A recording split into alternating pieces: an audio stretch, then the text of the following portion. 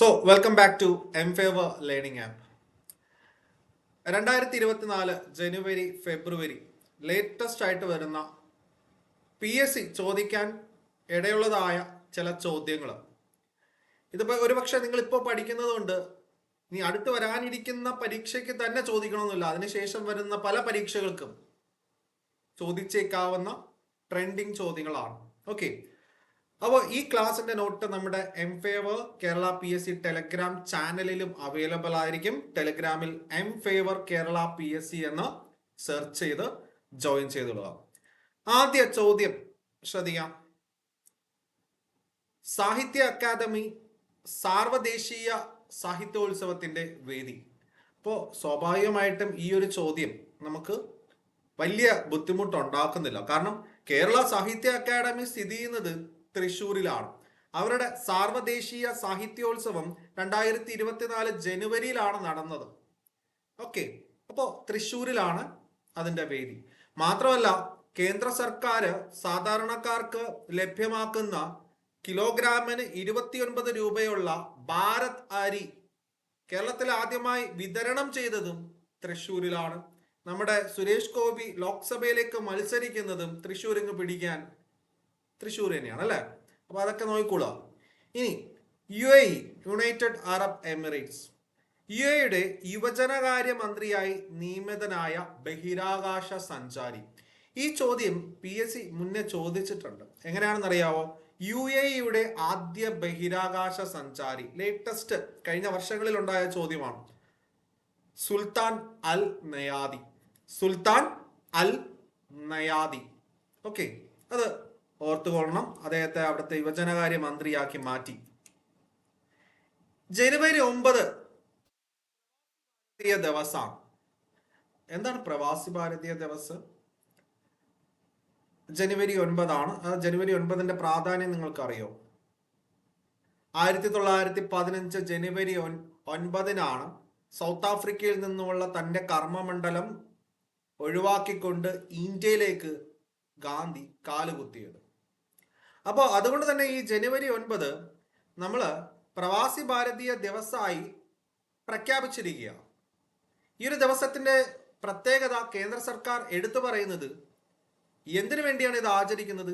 ഗാന്ധി കാലുകുത്തിയ ആ ഒരു ദിവസം മാത്രമല്ല, ഇന്ത്യയുടെ വികസനത്തിന്, ഇന്ത്യക്ക് പുറത്തുള്ള ഇന്ത്യൻ വംശജരുടെ നേട്ടങ്ങൾക്ക് ബഹുമാനാർത്ഥമാണ് പ്രവാസി ഭാരതീയ ദിവസ് ഇന്ത്യയിൽ ആചരിക്കുന്നത്. അങ്ങനെ 2024 പ്രവാസി ഭാരതീയ ദിവസ് തീം അഥവാ പ്രമേയം എന്ന് പറയുന്നത് diaspora reliable partners for India's progress in Amrit Kaal എന്നുള്ളതാണ് തീം എന്ന് പറയുന്നത്. അതുപോലെ ഇവിടുത്തെ മുഖ്യ അതിഥിയായിരുന്നത് പ്രിയങ്ക രാധാകൃഷ്ണൻ, ഒരു മലയാളി ടച്ചിലെ രാധാകൃഷ്ണൻ, അല്ലെങ്കിൽ ഒരു തമിഴ് ടച്ചിലെ. അപ്പൊ നിങ്ങൾ ശ്രദ്ധിച്ചോളണം, പ്രവാസി ഭാരതീയ ദിവസിന് സാധാരണയായിട്ട് കേന്ദ്ര സർക്കാർ, ഇത് ശരിക്കും മിനിസ്ട്രി ഓഫ് എക്സ്റ്റേണൽ അഫയേഴ്സ് നേതൃത്വം നൽകിയൊക്കെ നടത്തുന്ന ഒരു പരിപാടിയാണ്. ഈ ഒരു പരിപാടിക്ക് ഒരു സ്പെഷ്യൽ ഗസ്റ്റോ ചീഫ് ഗസ്റ്റോ ഒക്കെ ഉണ്ടാവും. ഇത്തവണ ഉണ്ടായിരുന്ന ഗസ്റ്റ് എന്ന് പറയുന്നത് പ്രിയങ്ക രാധാകൃഷ്ണൻ. ന്യൂസിലാൻഡിലെ കമ്മ്യൂണിറ്റി ഡെവലപ്മെന്റുമായി ബന്ധപ്പെട്ട് ആ ഒരു വിഭാഗം കൈകാര്യം ചെയ്യുന്ന മന്ത്രിയാണ് പ്രിയങ്ക രാധാകൃഷ്ണൻ. അടുത്ത ചോദ്യം നോക്കിയേ. കൂടുതൽ പേരെ ഒരേ സമയം സൂര്യ നമസ്കാരത്തിൽ പങ്കെടുപ്പിച്ചതിനുള്ള ഗിന്നസ് വേൾഡ് റെക്കോർഡ് നേടിയ ഇന്ത്യൻ സംസ്ഥാനം. ഇപ്പോൾ സൂര്യ നമസ്കാരം, യോഗ എന്നൊക്കെ പറയുമ്പോൾ നമ്മൾ സ്വാഭാവികമായിട്ട് നമ്മുടെ മനസ്സ് ആദ്യം പോകുന്നത് ഗുജറാത്തിലേക്ക് തന്നെയാണ്. ഇവിടെയും ഈ ചോദ്യത്തിനുള്ള ഉത്തരം അറിയാൻ പാടില്ലെങ്കിൽ നമുക്ക് കുത്താൻ സാധിക്കും. ഇനി ലോക ഹിന്ദി ദിനം, വേൾഡ് ഹിന്ദി ഡേ ജനുവരി 10. അപ്പോൾ 2024 പ്രമേയം എന്ന് പറയുന്നത് Hindi bridging traditional knowledge and artificial intelligence. ഇപ്പോൾ അയാളുടെ കാലമല്ലേ എന്ന് പറയുന്ന പോലെ ആർട്ടിഫിഷ്യൽ ഇന്റലിജൻസ് അഥവാ മനുഷ്യനിർമ്മിത ബുദ്ധി, അതാണ്. ഓക്കെ, അപ്പോൾ ഈ ഒരു തീം നോക്കിക്കോളാം. കാരണം എന്ന് വെച്ചാൽ ചില പ്രധാനപ്പെട്ട ദിവസങ്ങളുടെ തീം കേരള PSC ഇപ്പോൾ കൂടുതലായിട്ട് ചോദിച്ചു വരുന്നുണ്ട്, പ്രമേയം ചോദിച്ചു വരുന്നുണ്ട് കേട്ടോ. അതുകൊണ്ടാണ്. പിന്നെ അതുപോലെ തന്നെ നമ്മുടെ സ്വാമി വിവേകാനന്ദയുമായി ബന്ധപ്പെട്ട് വരുന്ന ഒരു ദിനമാണ് ജനുവരി 12. അതുകൊണ്ട് തന്നെ അതിന്റെ ദേശീയ യുവജന ദിനമായിട്ടാണ് നമ്മൾ പഠിച്ചിരിക്കുന്നത് അല്ലെ. 2024 ദേശീയ യുവജന ദിനത്തിന്റെ പ്രമേയം എന്ന് പറയുന്നത് errors, അവേക്ക് and realise the power you hold എന്നുള്ളതാണ്. ഓക്കെ, അപ്പൊ ഇത് നമ്മൾ യുവാക്കൾക്ക് വേണ്ടി, യുവാക്കൾക്ക് വേണ്ടിയിട്ടുള്ളതാണ്. ഇനി 2024 അന്തരിച്ച രണ്ട് പ്രധാനപ്പെട്ട വ്യക്തികൾ, എനിക്ക് തോന്നുന്നു ജനുവരി മാസത്തിലാണ് ഇവർ രണ്ടുപേരും. ജനുവരി മാസത്തിൽ ആരാണ്? കൊട്ടാരക്കര ഭദ്ര ഏത് ഫീൽഡുമായി ബന്ധപ്പെട്ടിരിക്കുന്നു എന്ന് ചോദിച്ചാൽ കഥകളി. അതുപോലെ തന്നെ ജർമ്മനിയുടെ ഫുട്ബോൾ ഇതിഹാസം അദ്ദേഹം അറിയപ്പെടുന്നത്, അദ്ദേഹത്തിന്റെ നിക് നെയിം എന്ന് പറയുന്നത് ദി എംബറർ എന്നാണ്. The emperor. ഓക്കെ, അതായത് ദി എംബറർ എന്ന് പറഞ്ഞാൽ ചക്രവർത്തി എന്ന അർത്ഥമാണ്. അപ്പോ ജർമ്മനിയുടെ ഫുട്ബോൾ ഇതിഹാസമാണ് ഫ്രാൻസ് ബെക്കർ ബോവർ. അദ്ദേഹവും അന്തരിച്ചു പോയി. ഇനി PSC ഒരിക്കലും വിട്ടുകളയത്തില്ല, ഈ ചോദ്യം ചോദിച്ചിരിക്കും. കാരണം ഈ പേര് PSC പരീക്ഷാ ചോദ്യങ്ങളിൽ ഒട്ടനവധി തവണ ആവർത്തിക്കപ്പെട്ടിട്ടുണ്ട്. മുഹമ്മദ് യൂനുസ്, നിങ്ങൾ കേട്ടിട്ടുണ്ടോ? 2006 നൊബേൽ സമാധാന പുരസ്കാരം ലഭിച്ച ബംഗ്ലാദേശിൽ നിന്നുള്ള ഒരു വ്യക്തിയാണ് മുഹമ്മദ് യൂനുസ്. അദ്ദേഹം സ്ഥാപിച്ച ഒരു ഓർഗനൈസേഷൻ ലോക പ്രശസ്തമാണ്, ഗ്രാമീൺ ബാങ്ക്. അതായത് ബംഗ്ലാദേശിൽ ഗ്രാമീൺ ബാങ്ക് കൊണ്ടുവന്നു. ഓക്കെ, അപ്പോൾ ബംഗ്ലാദേശിൽ ഗ്രാമീൺ ബാങ്ക് സ്ഥാപിച്ച് അതിന്റെ ആശയം മറ്റ് ലോക രാജ്യങ്ങൾക്ക് തന്നെ മാതൃകയാവുന്ന തരത്തിൽ ഉയർത്തിക്കൊണ്ടുവന്ന ഒരു വ്യക്തിയാണ് മുഹമ്മദ് യൂനുസ്. അപ്പോൾ മുഹമ്മദ് യൂനുസിനും അദ്ദേഹത്തിന്റെ ബംഗ്ലാദേശിലെ സ്ഥാപനവുമായ ഗ്രാമീൺ ബാങ്കിന് 2006 നൊബേൽ സമാധാന പുരസ്കാരം ലഭിച്ചു. ആ വ്യക്തി ഇപ്പോൾ എന്താണ്? ജയിലറകൾക്കുള്ളിലാണ്. തൊഴിൽ നിയമം ലംഘിച്ചു എന്ന കുറ്റം ചുമത്തി ബംഗ്ലാദേശ് കോടതി തടവ് ശിക്ഷയ്ക്ക് വിധിച്ച മുൻ നൊബേൽ ജേതാവാണ് മുഹമ്മദ് യൂനുസ്. ഓക്കെ, ഇനി 2024 പുതുവർഷം ആദ്യമെത്തിയ രാജ്യം എന്ന് പറയുന്നത് പസഫിക് സമുദ്രത്തിലെ കിരിബാത്തി ദ്വീപാണ് കേട്ടോ. ഇനി പശ്ചിമഘട്ടത്തിൽ നിന്നും കണ്ടെത്തിയ മേഘമല വെള്ളിവരയൻ എന്ന ജീവി ഏത് വർഗത്തിലാണ്? മേഘമല വെള്ളിവരയൻ എന്നൊക്കെ പറയുമ്പോൾ നമ്മൾ ഇത് പാമ്പാണ്, സർപ്പമാണെന്നൊക്കെ വിചാരിക്കും. ചിത്രശലഭമാണ് കേട്ടോ, ചിത്രശലഭം. അതുപോലെ തന്നെ പുനലൂർ സോമരാജൻ, അദ്ദേഹം വളരെ ഫേമസ് ആയിട്ടുള്ള ഒരു ഗാന്ധിയനാണ്. ഗാന്ധി ഇന്റർനാഷണൽ ട്രസ്റ്റിന്റെ ഒക്കെ അതുമായിട്ടൊക്കെ ബന്ധപ്പെട്ട് നിൽക്കുന്ന ഒരു വ്യക്തിയാണ്. അപ്പൊ 2024 ആറാട്ടുപുഴ വേലായുധ പണിക്കർ നമ്മുടെ നവോത്ഥാന നേതാവാണ് അല്ലെ. കായംകുളം, അതുപോലെ തന്നെ പന്തളം, ഈ പറയുന്ന നമ്മുടെ അച്ചിപ്പുടവ സമരവും അതുപോലെ മൂക്കുത്തി സമരത്തിനൊക്കെ നേതൃത്വം നൽകിയ വ്യക്തിയാണ് ആറാട്ടുപുഴ വേലായുധ പണിക്കർ. അപ്പൊ അദ്ദേഹത്തിന്റെ പേരിലുള്ള പുരസ്കാരം 2024 നേടിയിരിക്കുന്നത് പുനലൂർ സോമരാജനാണ്. ഇനി സീ സ്പേസ് വളരെ പ്രധാനപ്പെട്ട ഒരു ചോദ്യം PSC ചോദിച്ചിരിക്കും. കാരണം കേരള സർക്കാരിന്റെ ഒരു പദ്ധതിയാണ്. കേരള സർക്കാരിന്റെ കീഴിലുള്ള നമ്മുടെ സാംസ്കാരിക വകുപ്പ്, സജി ചെറിയാനാണ് അത് കൈകാര്യം ചെയ്യുന്ന മന്ത്രി സജി ചെറിയാൻ. സാംസ്കാരിക വകുപ്പ് തയ്യാറാക്കുന്ന OTT പ്ലാറ്റ്ഫോം, OTT എന്ന് പറഞ്ഞാൽ അറിയാലോ, ഓവർ ദി ടോപ്പ് എന്നുള്ളതാണ് അതിന്റെ പൂർണ്ണ രൂപം എന്ന് പറയുന്നത്. അപ്പോൾ രാജ്യത്ത് ആദ്യമായിട്ടൊരു സംസ്ഥാനം സ്വന്തമായിട്ടൊരു OTT പ്ലാറ്റ്ഫോം അവതരിപ്പിക്കുക, അതാണ് സീ സ്പേസ് കേരളം. നമ്മുടെ ആമസോൺ പ്രൈം എന്നതുപോലെ, ഡിസ്നി ഹോട്ട്സ്റ്റാർ എന്നതുപോലെ, സീ സിനിമ എന്നതുപോലെയൊക്കെ ഒരു OTT പ്ലാറ്റ്ഫോം. എക്സ്റേ അടക്കമുള്ള കോസ്മിക് റേസിനെ പഠിക്കുന്നതിനായി ഐൻസ്റ്റീൻ പ്രോബ് എന്ന ഉപഗ്രഹം സാറ്റലൈറ്റ് വിക്ഷേപിച്ചത് ചൈനയാണ്. അപ്പൊ നോക്കിക്കൊള്ളാം, ഐൻസ്റ്റീന്റെ പേരിൽ ഒരു ഉപഗ്രഹം എങ്ങോട്ട് വിട്ടു? ബഹിരാകാശത്തേക്ക് വിട്ടിരിക്കുകയാണ്. ആര്? ചൈന. അപ്പൊ Einstein probe related to China. ഇനി സംസ്ഥാനത്തെ ആംബുലൻസുകളുടെ നിയമലംഘനം ഇപ്പോൾ ആംബുലൻസിനെ പിടിച്ചിരിക്കുകയാണ്.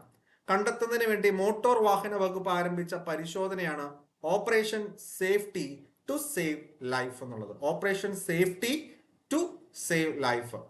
ഇനി ഗ്രാമി പുരസ്കാരം, അതായത് നമ്മുടെ ലോക സംഗീതത്തിൽ തന്നെ ഏറ്റവും ഉന്നത പുരസ്കാരം എന്നാണ് ഗ്രാമി പുരസ്കാരം അറിയപ്പെടുന്നത്. 2024 ഗ്രാമി പുരസ്കാരം 66ാമത് എഡിഷൻ ആയിരുന്നു. 66ാമത് edition, that means 66th edition. 2024 66ാമത്തെ ഗ്രാമി പുരസ്കാരം പ്രഖ്യാപിക്കപ്പെട്ടു. അപ്പോ മികച്ച ആൽബത്തിനുള്ള ഗ്രാമി പുരസ്കാരം 4ാമത്തെ തവണയും ആര് സ്വന്തമാക്കി? ടൈലർ സ്വിഫ്റ്റ് സ്വന്തമാക്കി. എന്നാൽ PSC ചോദിക്കാൻ പോകുന്ന പ്രധാനപ്പെട്ട ചോദ്യം ഇതായിരിക്കും. കാരണം ഇത്തവണ ചരിത്രത്തിൽ ആദ്യമായിട്ട് ഗ്രാമി പുരസ്കാരം നേടിയ ഇന്ത്യക്കാരുടെ എണ്ണം അല്ലെ നല്ല കൂടിയിരിക്കുകയാണ്. അതായത് 2024 ഗ്രാമി പുരസ്കാരം നേടിയ ഇന്ത്യക്കാർ ശങ്കർ മഹാദേവൻ, എല്ലാവർക്കും അറിയാവുന്ന പേരാണ്. ശെൽവ ഗണേഷ് വിനായക്രം, വലിയ പരിചയമില്ല, അതുകൊണ്ട് തന്നെ ശെൽവ ഗണേഷ് വിനായക്രം ഒന്ന് നോക്കി വയ്ക്കുക.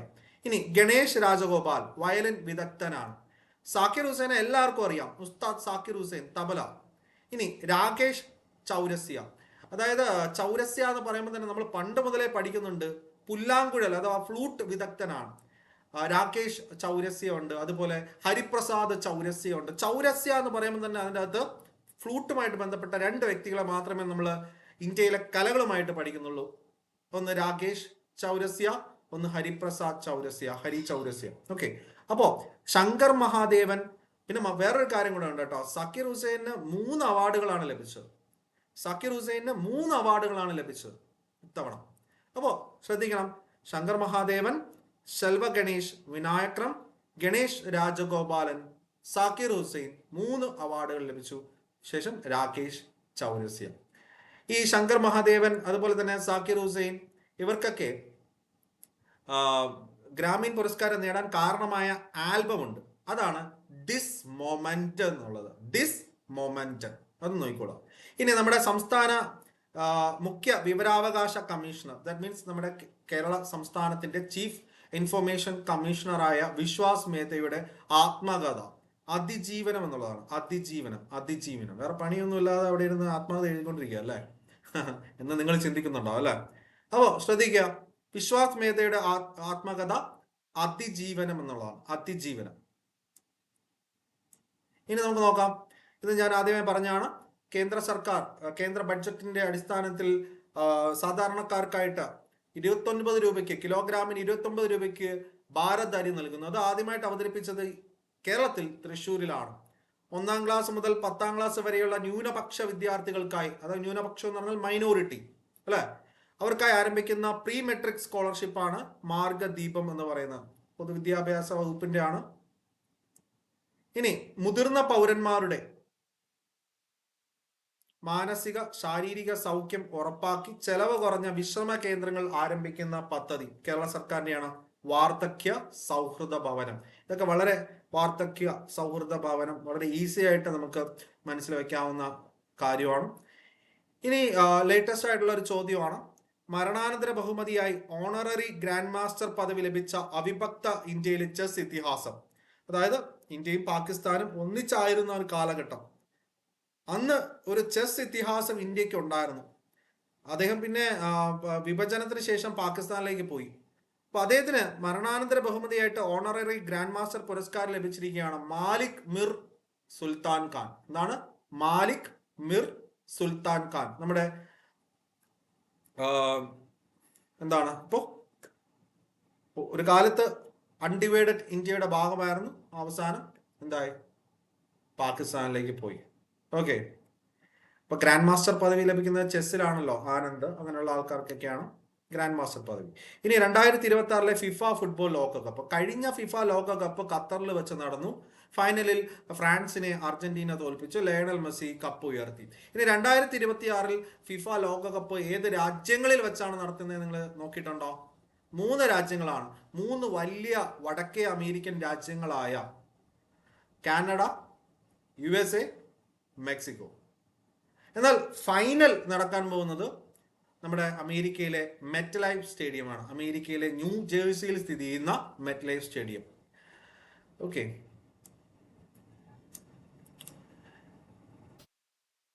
ഏത് രാജ്യത്തിന്റെ മാതൃക അടിസ്ഥാനമാക്കിയാണ് വിഴിഞ്ഞം, തിരുവനന്തപുരത്തെ വിഴിഞ്ഞം തുറമുഖത്തിന് പ്രത്യേക വികസന മേഖലകൾ സൃഷ്ടിക്കുന്നതെന്ന് ചോദിച്ചാൽ ഉത്തരം ചൈനയാണ്.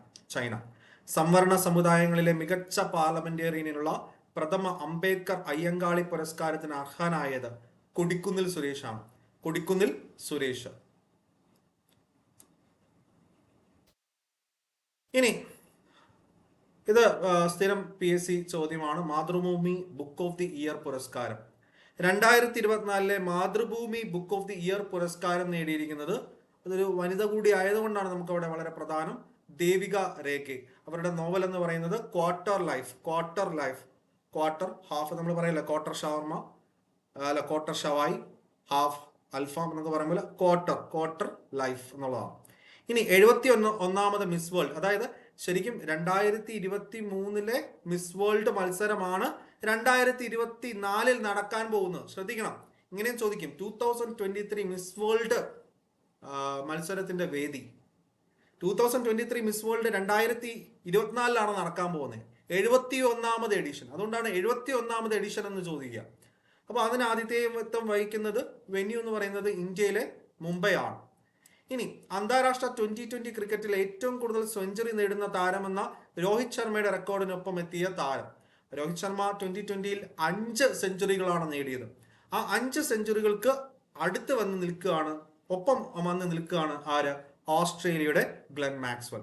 ഇനി പൂന്താനം സ്മാരക സമിതിയുടെ സമഗ്ര സംഭാവനയ്ക്കുള്ള ഈ വർഷത്തെ പൂന്താനം സ്മാരക പുരസ്കാരത്തിന് അർഹനായത് ശ്രീകുമാരൻ തമ്പിയാണ്. അദ്ദേഹത്തിന് അവാർഡ് കൊടുത്തില്ലെങ്കിൽ പിണങ്ങും. ഓക്കെ, അതുകൊണ്ട് അവാർഡ് കൊടുത്തോളണം. ഇനി നമുക്ക് നോക്കാം. അപ്പോൾ പൂന്താനം പുരസ്കാരം ലഭിച്ചിരിക്കുന്നത് ശ്രീകുമാരൻ തമ്പിയാണ്. ഇനി 2024 ഫെബ്രുവരിയിൽ ISRO വിക്ഷേപിക്കുന്ന കാലാവസ്ഥ നിരീക്ഷണ ഉപഗ്രഹം, that means whether forecast satellite ആണ്. ഓക്കെ, കാലാവസ്ഥ നിരീക്ഷണത്തിന് വേണ്ടിയിട്ടുള്ള വെദർ ഫോർകാസ്റ്റിന് വേണ്ടിയിട്ടുള്ള സാറ്റലൈറ്റ് ആണ്. ISRO 2024 ഫെബ്രുവരിയിലാണ് ഇത് പറത്തിവിടാൻ പോകുന്നത്. ഇൻസാറ്റ് 3DS. അതുപോലെ ട്രാൻസ്ജെൻഡർ വിഭാഗങ്ങൾക്ക് ഡൽഹിയിൽ സൗജന്യ ബസ് യാത്രയും അരവിന്ദ് കെജ്രിവാൾ നൽകിയിട്ടുണ്ട്. അതും ഓർത്തോളോ.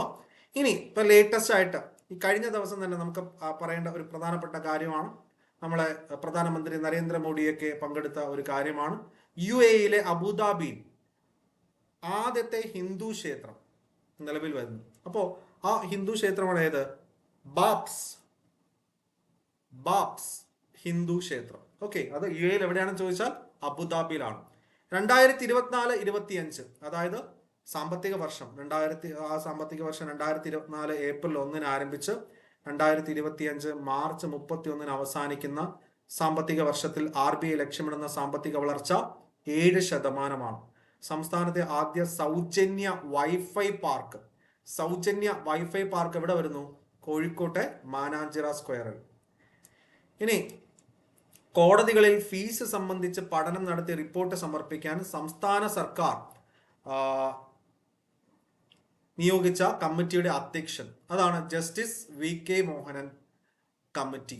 ഓക്കെ, അപ്പോൾ ആ ഒരു കമ്മിറ്റിയുടെ അധ്യക്ഷനാണ് ജസ്റ്റിസ് VK മോഹനൻ. ഈ കോടതികളിൽ ഫീസും ഇപ്പോൾ കേസ് വാദിക്കാനും പിടിക്കാനും കോർട്ട് സ്റ്റാമ്പും ബാക്കിയുള്ള ഫീസുകളൊക്കെ വരുന്നുണ്ടല്ലോ, അതിനെപ്പറ്റി പഠിക്കാനായിട്ട് സംസ്ഥാന സർക്കാർ ഒരു കമ്മിറ്റിയെ നിയോഗിച്ചു. ആ കമ്മിറ്റിയുടെ അധ്യക്ഷനാണ് ജസ്റ്റിസ് VK മോഹനൻ.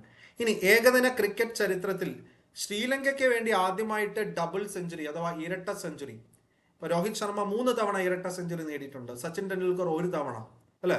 അപ്പോ ശ്രീലങ്കയിൽ നിന്ന് ആദ്യമായിട്ട് ഒരു വ്യക്തി ഇരട്ട സെഞ്ചുറി നേടിയിരിക്കുക അഫ്ഗാനിസ്ഥാനെതിരെയാണ്. 10 നിസാങ്ക. ഓക്കെ, അപ്പോൾ ഈ ഒരു സെഷനിൽ ഇത്രയും കാര്യങ്ങളാണ് പഠിക്കാനുള്ളത്. അടുത്തൊരു സെഷനിൽ നമുക്ക് വീണ്ടും കാണാം. Thanks a lot. ബൈ.